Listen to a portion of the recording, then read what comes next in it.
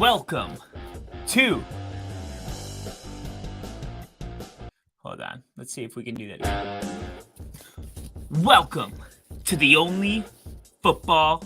No, let's try that one more time. Nobody's watching yet, so we're doing just fine. Take some time. It takes some time. Ooh, and really quick before I start, I do want to put this link inside of the Denver Broncos Twitter family. Let's see, live. And we are indeed live right now, so I'm not sure why it's not showing up. Here we go. Your channel live. Let me check Facebook. See. Yeah, there we go. Here we go. Your channel. See. All right.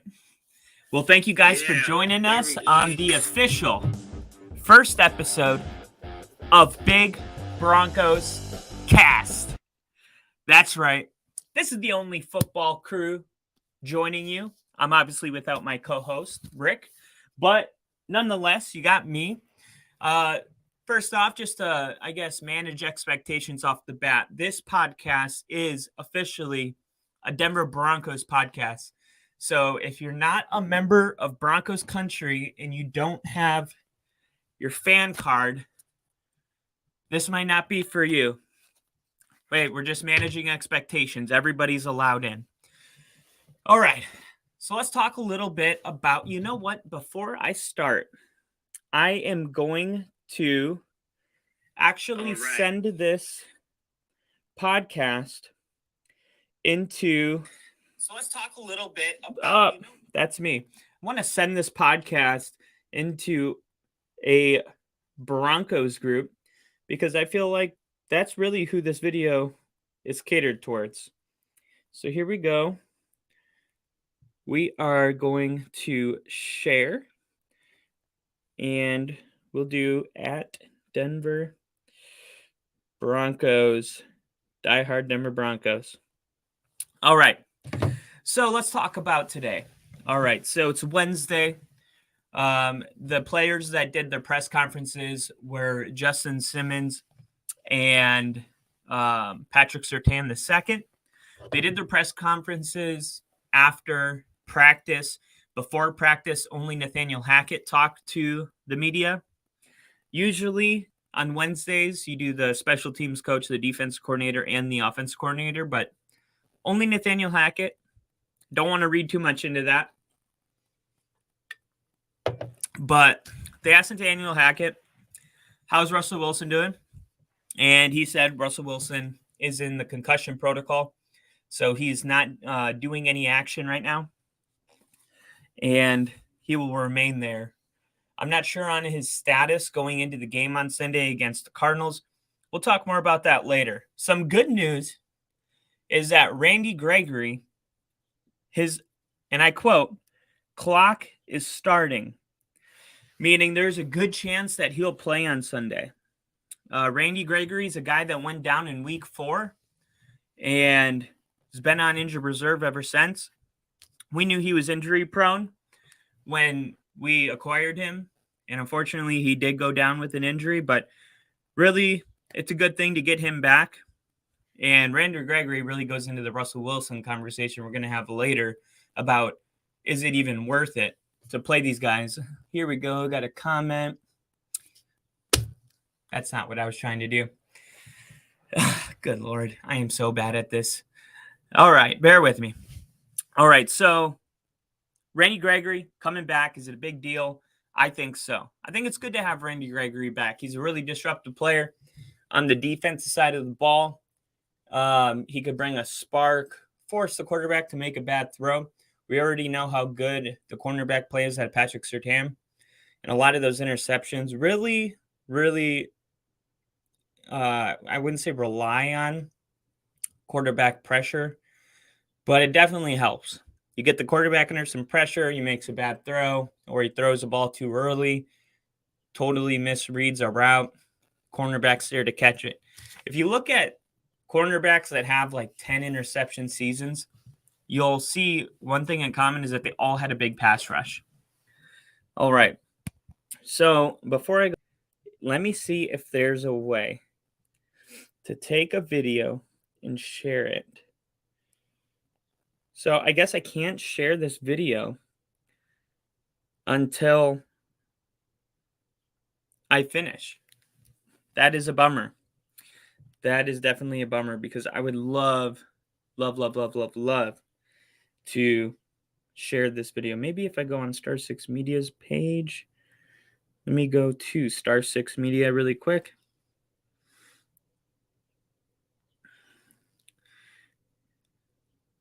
And I just want to make sure that everybody has access to this video. I mean, that is the most important thing. Whatever, I can send the video into the appropriate places when it is complete. For now, I will not make anybody wait any longer. Randy Gregory coming back is obviously going to be a big boost. Nathaniel Hackett talked about it. He said he's a special player. All the stuff sounds pretty head coachy and, very cliche. But Randy Gregory coming back, I think it'll be a good thing as long as they don't rush him and, risk him not being available for next year. All right. So let's go to the back page for a second because what was that? I have no idea what that was. What just fell? Did I catch it on camera? This has gone lovely. Okay. Continuing. The Broncos have signed a player today. The Broncos signed Freddie Swain. And Freddie Swain played with Russ in Seattle for the previous 2 years. He recorded 502 yards, 38 catches, and 6 touchdowns. Obviously, this is just being so thin at the wide receiver. This acquisition is just hopefully going to kind of lessen the blow that we've received this season. I mean, Cortland Sutton, hamstring, out. Kendall Hinton, hamstring, out. These two guys have really been the only guys that could stay healthy all season. So now, with KJ Hamler out on IR and you have Tim Patrick obviously out, you're missing pretty much everybody. So right now, in the wide receiver 2 and 3 spot, we have Montrell Washington, who we signed. Or not signed. We drafted him. He's a rookie. We got him in the 5th round. We have Montrell Washington. We have Jalen Virgil. We have Brandon Johnson. And now joining this club of absolute stud household name receivers, we have Freddie Swain. So, yeah. This is just... every opinion I want to say right now, I'm going to reserve it until the last segment because I don't want to spoil anything or accidentally have an explanation lead into a conversation I'm intentionally holding off to have. So it's just another thing that we're going to come back to at the end. More news. The Raiders signed Nateem Muti. He was a guy that we drafted. He's been on our practice squad. He's offensive lineman. And the Broncos let the Raiders take him. So it's a waste of a draft pick. I'm not really sure why you don't plug and play him and at least see what he has. The offensive line has been so bad for Denver. There's really no way to get worse. And nobody wants to throw away a draft pick. And essentially that's what you're doing when you draft a guy and let a team come and take him. Because if you got a player on your practice squad, I believe the rules is anybody can claim them on waivers if they're on the practice squad. So you can't just put anybody on the practice squad and always know that you have them in your back pocket. And this is just kind of one of those things that happens that makes you remember that. At least as a fan, I'm sure everybody in the front office is aware of the risk of being on the Patrick squad. practice squad. But it's not something, at least for me as a fan, you think about. Like if a player goes over in the practice squad, then I expect them to, jump up to the active roster as soon as someone gets hurt. No, not always the case. So I guess the coaches must have seen something in practice. He must have had a pretty bad track record of practices for the Broncos to not take a chance on him when the offensive line is playing as bad as they are. If this was a good offensive line or even playing average, I could understand not playing him. But when you got nothing to lose because you can't get any worse and you don't play a guy, maybe the Broncos knew something about him that we didn't. All right, Mike Boone, our RB3 going into the season. We had Javonte Williams, our first running back. Blue is ACL and MCL out for the season. We'll talk more about him in a little bit. Our number 2 running back, Melvin Gordon, couldn't hold on to the ball to save his life.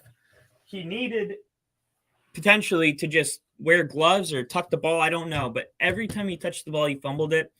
And somehow, some way, one way or the other, every time he fumbled the ball, it was a costly moment in the ball game.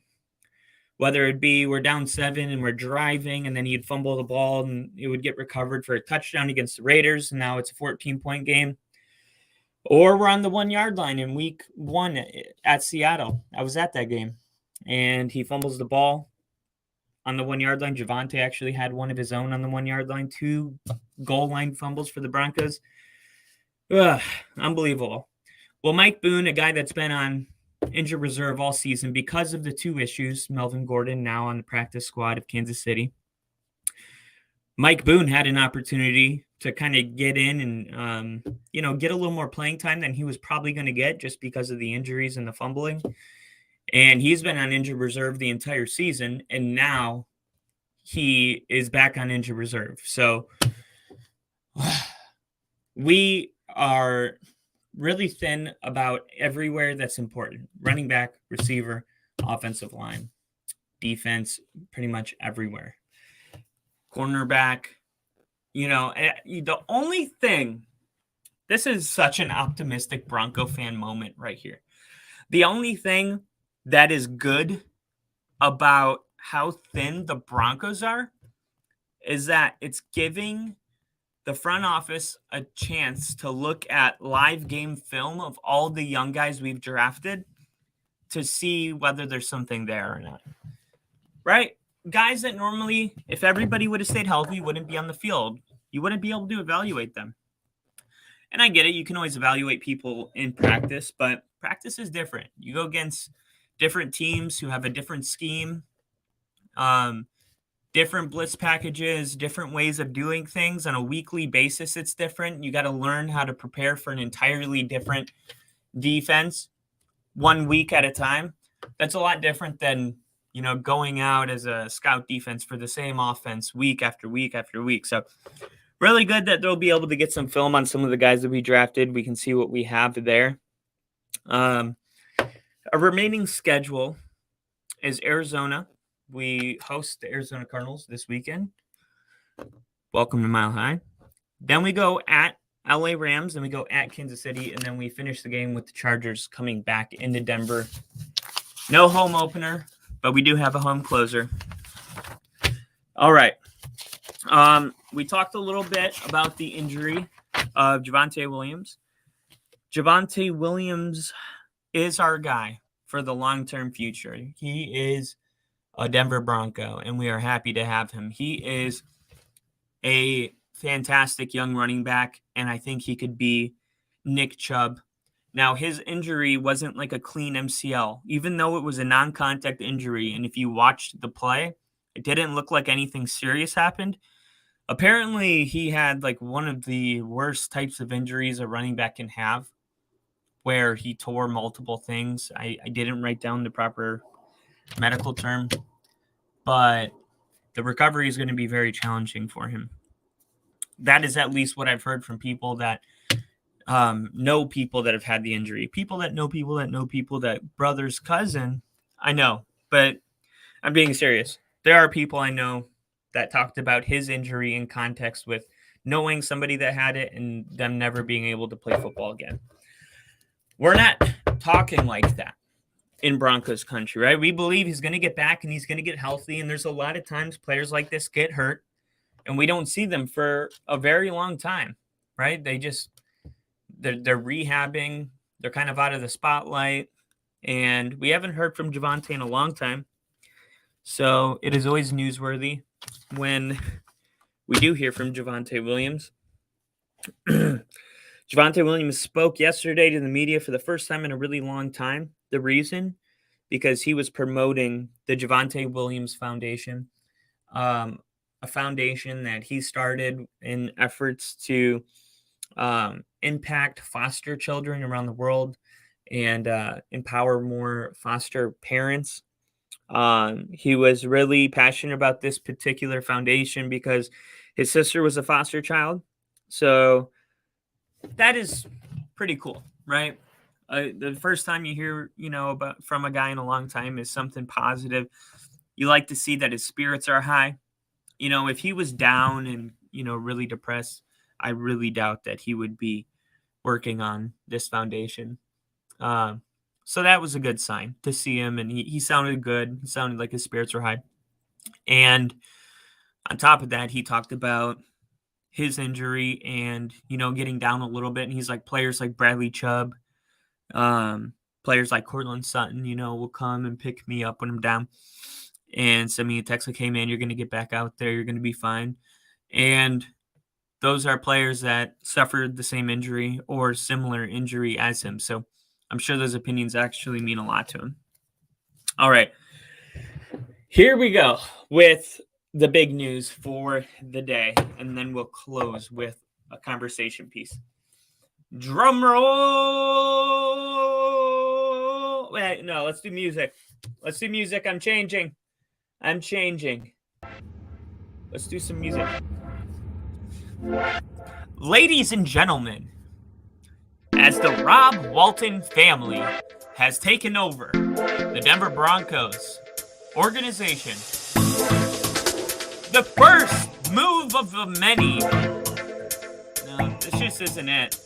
This just is not it. Let me turn it down to 50. Let's go back to that. All right.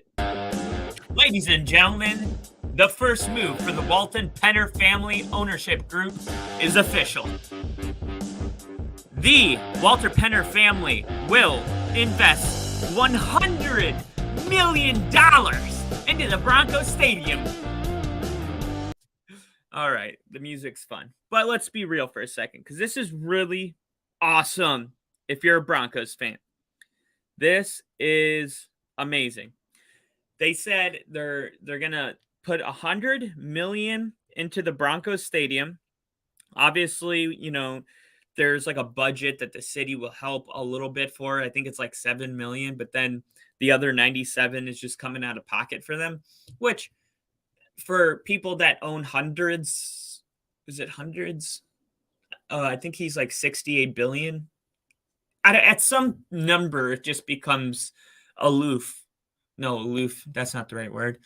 It becomes a fugazi. It's just a fairy dust. It's here, it's there. It's not real, man. And that's a Wolf of Wall Street quote for those of you that don't know. Now you know. Not that I'm condoning that movie or disapproving the movie. Let's stay on topic. Broncos announced more than $100 million in an upgrade to Empower Field at Mile High. Empower Field at Mile High is set to undergo significant upgrade that will feature key enhancements to the Broncos home stadium. I'll skip a couple of the spots because it's not really that fun. It's super wordy. Just trying to tell you about the city and involvement. Let's get to the fun stuff, all right? These upgrades, the Metropolitan Football Stadium District, that's who it is, MFSD, approved $12 million in funding for the project. The remainder of the cost will be assumed by the Broncos, with G4 financing those approved by the NFL, blah, blah, blah, blah, blah. Here we go. Now, this is the fun stuff. The enhancement to the video boards may be the most enticing of the anticipated upgrades. The Broncos will expand the scoreboard above the south stands, by 70%, which will create a video board that would currently be the fourth largest in any NFL stadium. The new scoreboard will measure 72 feet tall by 225 feet. And it will be 31 feet taller than it is currently. The board will be better equipped to display statistics, high-definition replays, improved in-game entertainment, and more. Denver will also upgrade the video board to other in-bowl video boards and the ribbon board to the high dynamic range quality displays. In continued focus on fan experience, the Broncos will also renovate suites and surrounding corridors for premium guests. Rich people stuff, right?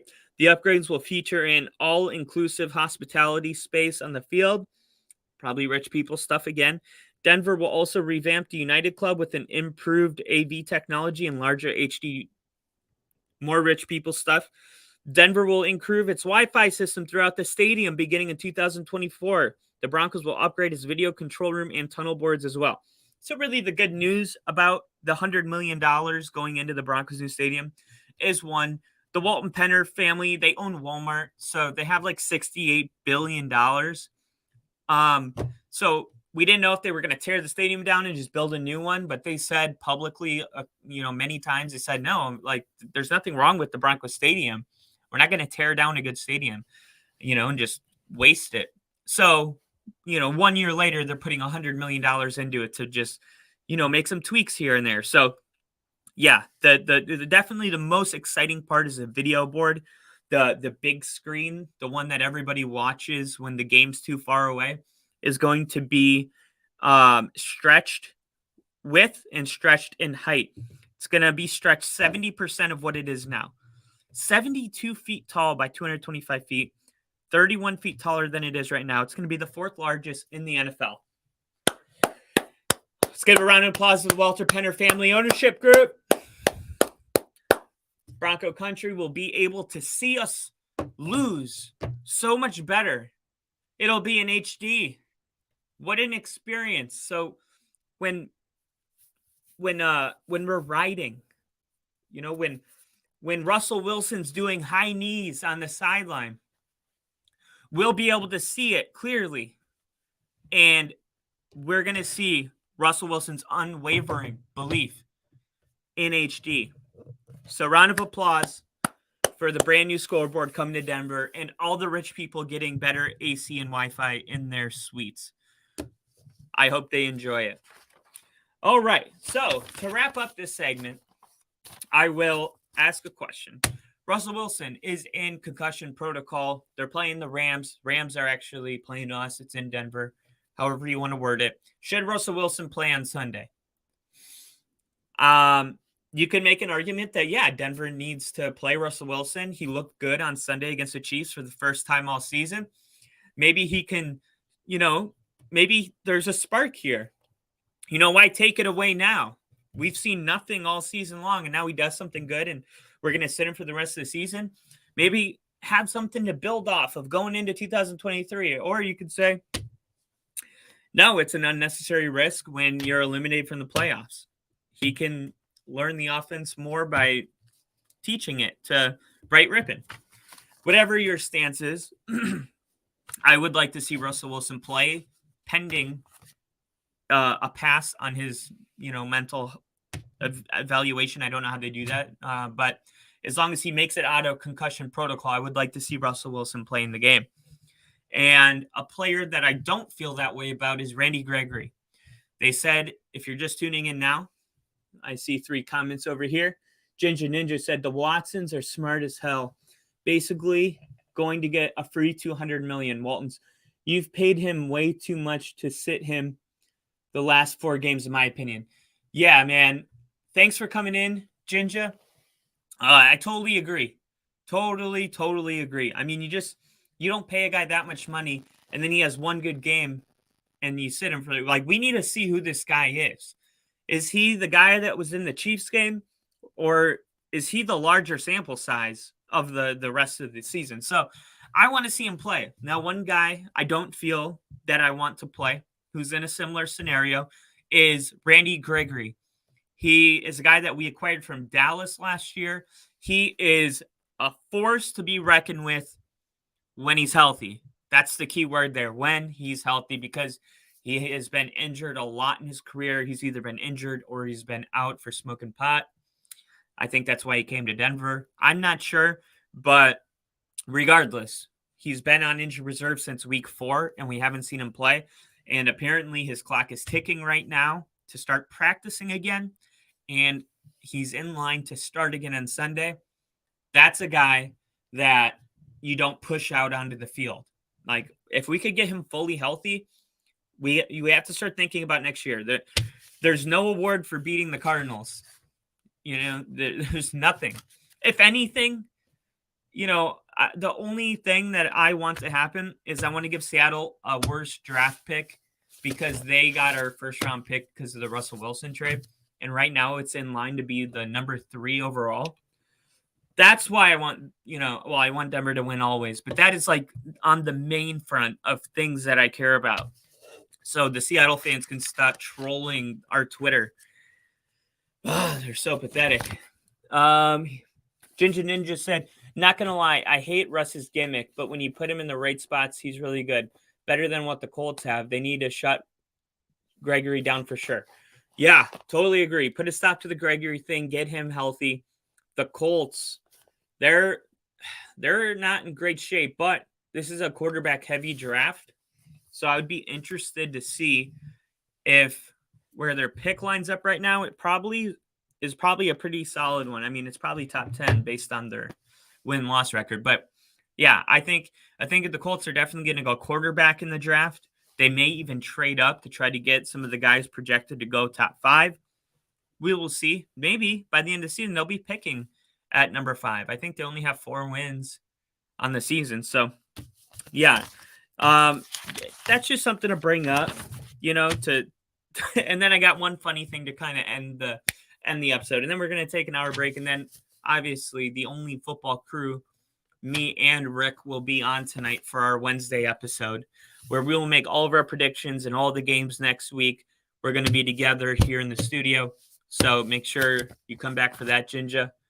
Give me Drake May next year. Yeah. Do you think Bryce Young should go first overall to the Texans?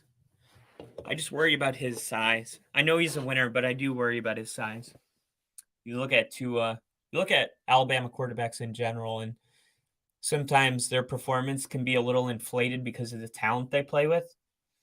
And, we've seen that before. Okay. So this is the funny segment before I hang up the cleats for an hour until Rick gets over. This is Russ's locker room.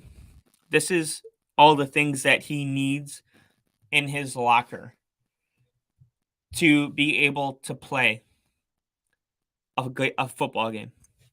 Will Anderson, totally. If he's not, it's close. If he's not, it's close. Russ needs choices of thigh pads. So he's got 2 different sets of thigh pads. He needs conditioning shoes. So when he runs out onto the field to do his pregame stretching and stuff, these are normal things so far, right? Helmet and mouthpiece. Yeah, you need those things. Glasses to warm up. Game glasses. He has 2 different pairs of sunglasses. He has the glasses that he wears in the pre-games, and then he runs back into the locker room during pregame and makes a change. Not just the glasses. We'll get to it. He's got knee braces. He's got 3 undershirts of different colors. He's got his game cleats. He's got 3 pairs of other game cleats, depending on what color he wants. He has 3 different wristbands. He has shoulder pads, 4 different quarterback towels, shower shoes, 2 different hats. One hat he wears to warm up, and then when he sweats that hat out, he goes out and changes it for the new hat. And that's when he grabs the new sunglasses. I mean, it's just it's comedic, it's hilarious. Like that is like a lot of stuff, man.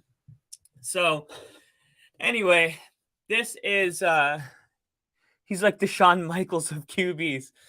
Yeah, and it drives me crazy. It drives me crazy because like right before like game time, he's like I don't know who he has. Someone on his PR team is like recording a slow motion video of him, and it says like some corny caption like "winning is a mindset," and it's like him in slow motion, and then it's sponsored by like Gucci, and it's like all name brand, and it just feels so fake. It's nauseating.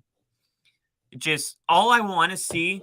I want to see my quarterback like Gardner Minshew. Like I want him to roll up in a cutoff and a bandana with maybe a little bit of a hangover. Like, hey, I'm here to screw crap up. Like I want to see some like I want to see some like just edginess. I want to see him be tough. I want to see him get mad once in a while when we're losing.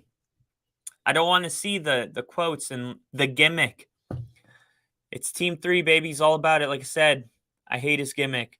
I think that's what's crazy is I don't know anybody that likes it. And usually to have a gimmick, at least like you have to have a minority, at least you would think that of people that like enjoy what he's putting out there. Like look at his Twitter. I mean, it's like 90%, 99. I haven't seen any, maybe I've seen a couple people that are like, don't let him hate on you, Russ. But those aren't people that like his gimmick. Those are just people defending him because of the amount of people that don't like his gimmick. Like, no one likes it. You have, a large group of people that dislike it and let him know about it. And then you have a small group of people that also don't like it, but they're defending him. So it is what it is, man. I just hope we start winning because as long as you're winning, you have to be kind of an asshole to be a good QB in the league. Very few nice guys make it. Yeah, right. That's why so many people don't like Tom Brady and Aaron Rodgers. Yeah, you do. It's probably also a little bit has to do with like being the man your whole life. Like, think about like Manning and Andrew Luck and some of these like number 1 recruits out of high school. It's like they were told that they're the man since they were like 17. It's like everywhere they went, they were the man. High school, they were the man. College, they were the man. I mean, you get used to it probably. And yeah, I could see it, making you become a little bit of an asshole, even if you're really not. It's just being that successful for that long.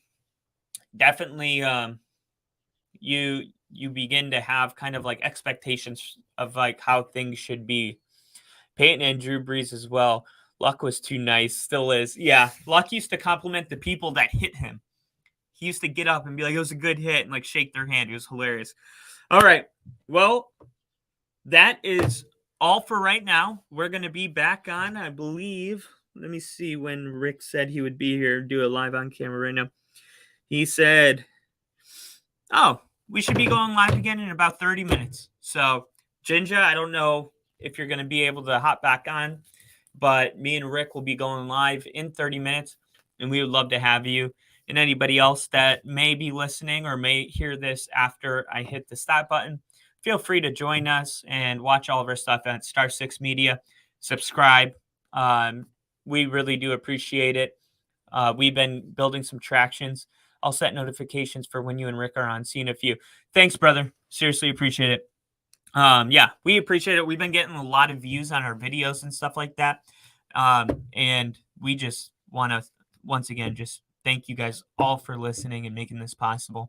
And we will see you in a few. See ya.